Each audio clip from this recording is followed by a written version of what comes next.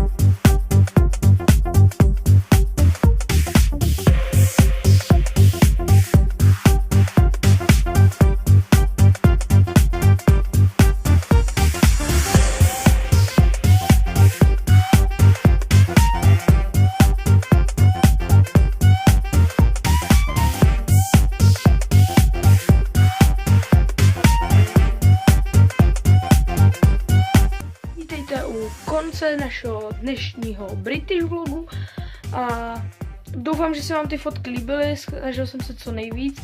Omlouvám se, že jsem tam nedával nějaký sestřih videí, to jsem jakž takž moc nestihl a doufám, že se vám líbily a dnes pro dnešek to je všechno, takže pokud se vám toto video líbilo, určitě nezapomeňte na like, ještě, že si u mě nemáte odběr, tak dejte odběr tam dolů a to je všechno a uvidíme se zítra.